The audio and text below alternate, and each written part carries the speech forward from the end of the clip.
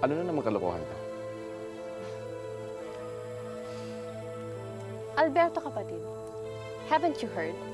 Magkakampi na tayo ngayon. Laban kay Daddy.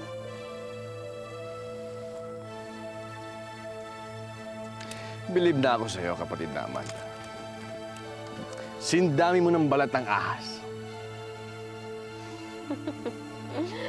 Alberto, kapatid, wala naman tayong pinagkaiba eh.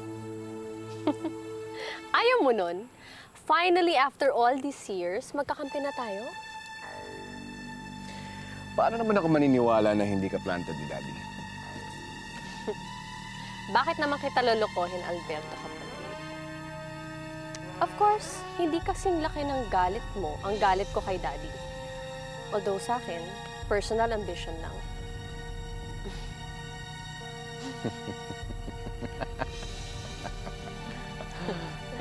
May plano ko. Labang kay Daddy. Gamitin natin ang hawak mo. Kapatid, masyado kaya ito mabilis. Tumatayo ang balahibo ko sa'yo. So, hindi ka pa rin nagtitiwala. Alberto, yung mga criminal records mo, ngayong hindi pa ako nagre-resign bilang press secretary, ilalakad ko kay Madam President para mabigyan ka ng presidential pardon. Alam mo, posthumously, pinatay mo na ako. Pwes ako ang bubuhay sa'yo. Paalam.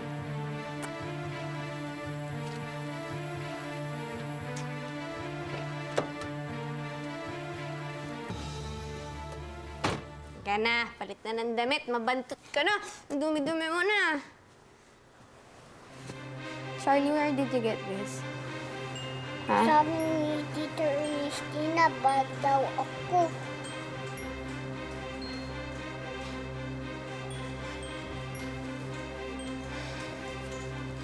Nak, dito ka na lang sa house, ha? Sama ka na lang barate kay Lola Alicia at kay Tita Angie. Hindi ako sasama. Hindi na, anak. Dito ka na lang para hindi ka kinukurot ni Tita Ernestina, no? Carlito, kailan ka ulit bibisita kina Charlie? The day after next. Why? Eh, wala. Tatanong ko lang kung isasama mo pa ba ulit si Lester. Maybe you want? Gusto Ayaw? niya. Tsaka kailangan naman niya ng kalaro, di ba? Eh, wala. Isa-suggest ko lang naman kasi sana na baka next time gusto mo dalhin naman na lang dito si Charlie sa bahay natin. Ay, nako. Tinanong ko na yan. Out of the question. Tsaka bakit ba nagsiselos ka na naman kay Rosa Camila? Hindi naman kami nag-abot mo. Why should I get jealous, no? Ang sa akin lang naman, gusto ko rin naman makita ni na Tita Doris at Guada, yung pamangkin nila. And besides, si Lola Romina, never pa niya nakita si Charlie in person. Puro pictures lang. Sige, tatanong ko ulit. Kasi kung yun naman siguro yung dahilan ko, baka pumayag sila. Okay. O, paano? Mauna na muna kami. Bubulong na ito si Mrs. Gusto yatang masundan yung buso namin. Leandro naman, nakakahiya. Matatanda na tayo, ha? Kalabaw lang at si Loxin ang tumatanda. Sige ay. Okay. See you. Okay, bye-bye. Una na kami. Mauna kami sa inyo, ha? Bye. Bye.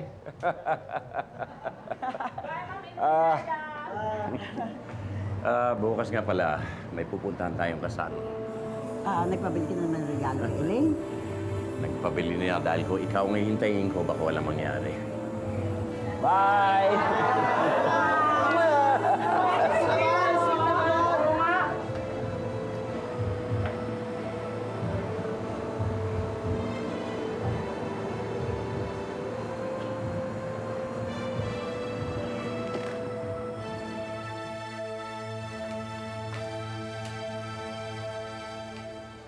Pati ba naman anak ko sasaktan mo? Tinanong ko siya, hindi niya ako sinagot. Kinurot ko. Maliban naman yun, turuan ko siya ng magandang asal, yung anak mong bastardo. Sinungaling ka talaga. Buong buhay mo, wala ka nang sinabing tama. Eh, ayaw mo naman palang palapitin sa akin. Bakit mo dinadala dito? Dahil si Daddy ang may gusto nun. Balang araw, makakalimutan din siya ni Daddy. Kagaya ng pagkalimot niya kay Paloma. Kaya ngayon pa lang, tigil-tigilan mo na yung pagsisip-sip kay Daddy. Pagdating namin sa Malacanang, buburahin kong pangalan ng anak mo sa guest list. Sisiguraduhin kong hindi siya kikilalanin ni Daddy bilang kapamilya. Hindi mo magagawa yan. Dahil alam ng lahat ng tao na apo niya si Charlie. Ano naman ang magagawa mo? Ikaw ba makakatuntong doon?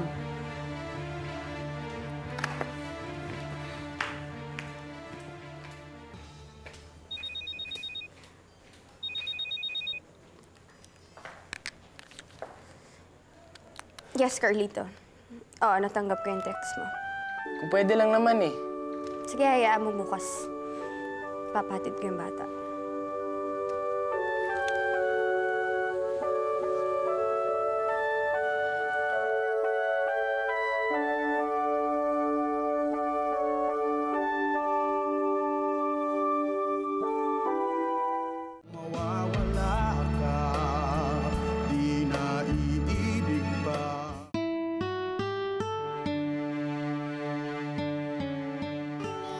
Hi, Charlie. Hi, Charlie. Good morning. Thank you po, Tito Emil. Si Alicia ang susunod sa kanya mamaya. May lakad pa ako. Okay. O, papakabay, Charlie, ha? O, alis na ako.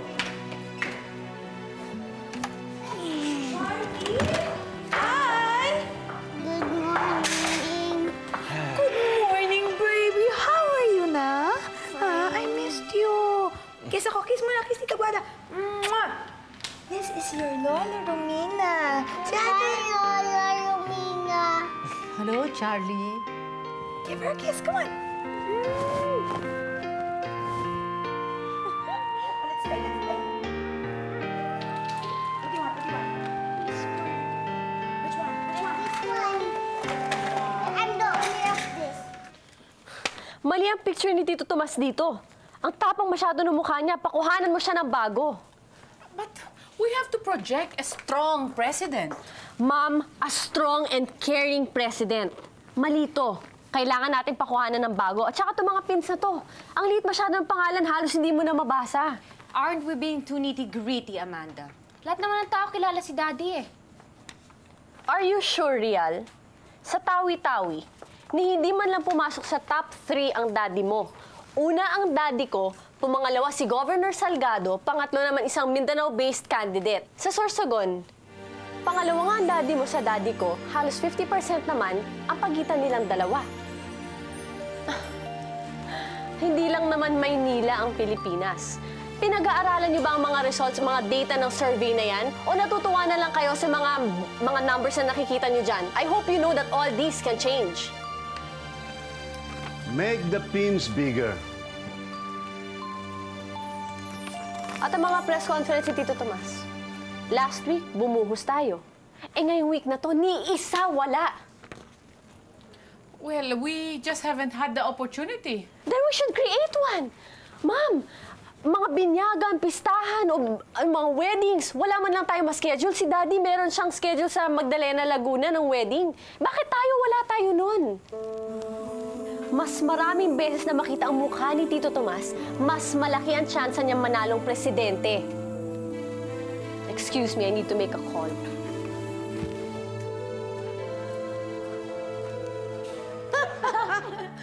Sorry po, na-late ako. Na-traffic. Ay, naku! Hindi ka na kailangan magpaumanhin. Alam mo, ako rin, tuwan-tuwa ako sa dalawang bata, sa mga apo natin. Kaya sa pagkaaliw ko sa kanila, nakalimutan ko na rin umalis. tingnan mo sila, oh. Kamusta ka na, Alicia? Mabuti naman po, Governor Salgado. Ay, naku, siguro naman sa bahay namin, hindi na tayo kailangang maging ganyan kapormal. Dapat yata ang tawagan natin sa isa't isa ay balae. Di ba? Sige po. Let's go, Charlie. You have to say goodbye now to everyone. Sila kanina pa sila ganyan. Say bye-bye! Kanina pa sila. Oo. O, ano, aalis na ba yung mga yan? Babay na ba? Miss Lola, goodbye. Coloring girl. Bye! Say bye to Lester. Lester. Bye-bye, Charlie. Kailan ka babalik? Basta, babalik siya. Tingnan mo sila, para silang matatanda kung mag-usap. big hug. Momoy! Kiss pa, kiss pa. Mwah! Wow, you take care. And don't forget to kiss, Lola. Lola. Hindi ba? Oh, sige. Thank you po, tita. Naku. Bye-bye! Pwede ba tayo mag-usap, Alicia? Ay! Alam mo, napakaganda ng pagpapalaking ginagawa ni Rosa Camila sa ating mga apo. Katulad din po ng pagpapalaki ni Carlito at ni Phoebe kay Lester Balay. At nakakatuwa silang tignan, hindi ba? Tingnan mo sila, hindi lamang magkapatid ang turingan nila sa isa't isa, kundi para silang talagang malapit na magkaibigan. At nakakatuwang tignan na wala silang kamuwang-muwang sa mga nangyayari sa kanilang kapaligiran. Nga po. Yan ang palagi kong sinasabi kay Rosa Camila. Meron lang sana akong gustong paratingin kay Rosa Camila. Opo. Mas makabubuti at mas maganda kung siya ang magdadala rito kay Charlie. Maraming matutuwa sa kanya dito, maraming nagmamahal sa kanya. Ang kanyang tita Phoebe, ang kanyang tita Guada, at ang kanyang nag-iisang lola. Ha? Hayaan niyo po makakarating kay Rosa Camila. Ako, maraming salamat. Maraming salamat din po. Alam mo, ibang-iba talaga naging lukso ng dugo ko nung makita ko si Charlie. Ikaw po ka. Alam mo, Lola, ako rin eh. I have to admit, no? Nung makita ko yung batang yun, kahit ako natuwa eh. Naaliw ako sa kanya. Di ba? Sayang, hindi siya lumaki sa atin. Pwede pa rin po sigurong mangyari yun, di ba, Lola? Ay, nako. Hindi papayag si Phoebe at lalong hindi papayag si Rosa Camila. Pero si Carlito pa rin ang ama. Kaya dapat siya ang masunod. Makakaisip din tayo ng paraan, Lola, para mapagsama natin yung magkapatid na yan dito sa bahay natin. Don't you worry. Sana. Puro kayo reklamo! Hindi nyo ba alam na ginagawa ni Amanda ito para sa akin? Can't you just say yes to everything she tells you to do? No! No! Alam mo, Tomas, hindi ako papayag ng ganito. Wala akong participation. I am your wife. And as your real daughter, I must have my say. Ang participation nyo ay ang sumunod kay Amanda. Siya ang campaign manager. At pwede ba? Tama na yung away-away. Sinabi ko na sa inyo noon, and I'm going to repeat it. Hindi ako makapapayag na may makakita nag-aaway sa pamilya ko. Fine. But has it ever occurred to you na baka aspiya si Amanda ng daddy niya? And this is just all a charade?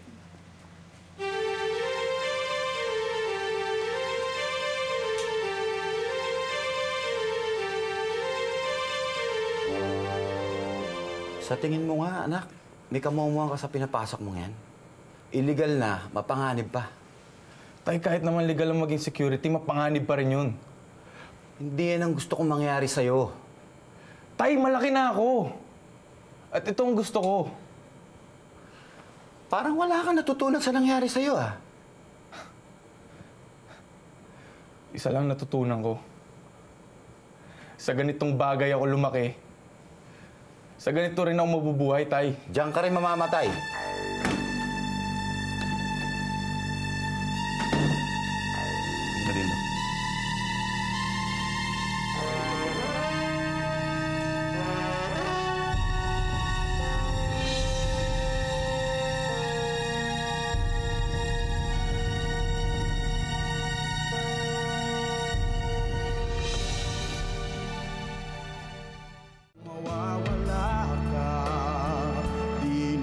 Governor pa lang si Senator Montemayor, ganito na siya.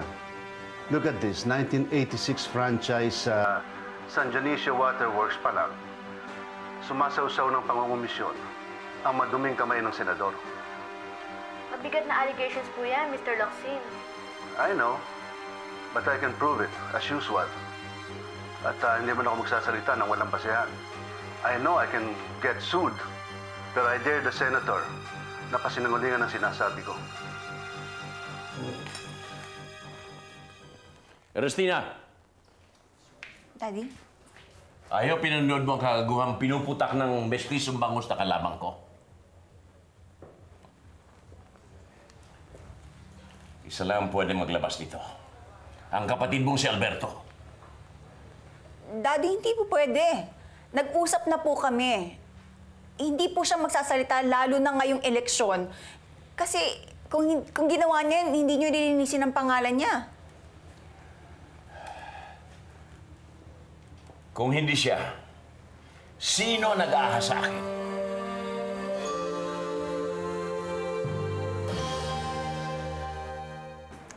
Saan mo nakakuha tong San Dionisio Waterworks na to? 1 + 1 lang yan, Alberto. Pinag-aralan ko ang estilo ni Daddy. Binalasa ko ang mga kumpanya sa San Dionisio. And presto! Ang Waterworks ang unang-unang lumabas. May expose na si Tomas Locsin. At isa ito sa mga pinangawakang mong dokumento, tama ba ako? Well, one of the most damaging pa.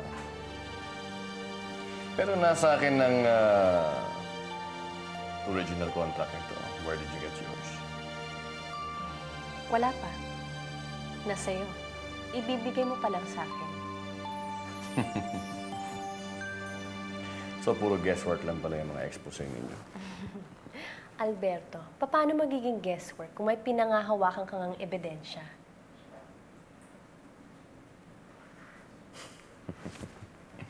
Magkapatid nga tayo. Gumawa ka ng paraan para makalabas si Gerard sa kasong prenaymak mo sa kanya. Teka, wala ako alam sa ginawang pagkahuli sa kanya. Kotse mo yun eh. Ikaw ang makapagtago na siya buron. Teka, wala nga akong kinalaman. Tsaka isa pa, matagal na siyang may record. Kaya alam na namang pulis yun ngayon. Alam mo, kapag hindi nakawala si Gerard sa kulungan, marami kaming hahabol sa'yo.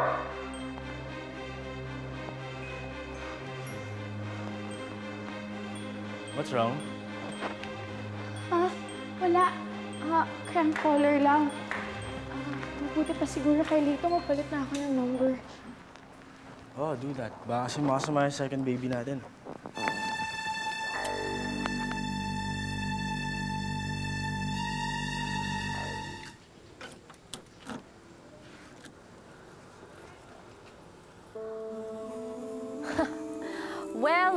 Well. I knew this car was familiar. So, Rosa Camila, ikaw na pala gumagamit sa kotse ni Daddy. I'm sorry. It's just that deja vu kasi sa akin to eh. I used to do this. Must be Daddy's handiwork, huh? Kapag hindi ka sumama sa akin, Kapag hindi ako sumama sa'yo, ano? naglabasan na lahat ng baho natin. Kay Daddy, kay Kuya Alberto, kay Ernestina, kay Paloma, kay Ate Lucinda. Kay Tita Iluminada sa mami ko, pati na rin sa mami mo. Pero napapansin ko ata parang ikaw na lang natitirang mabangot malinis. Hindi mo naman siguro gugustuhin dumihan namin ng Daddy yun, di ba?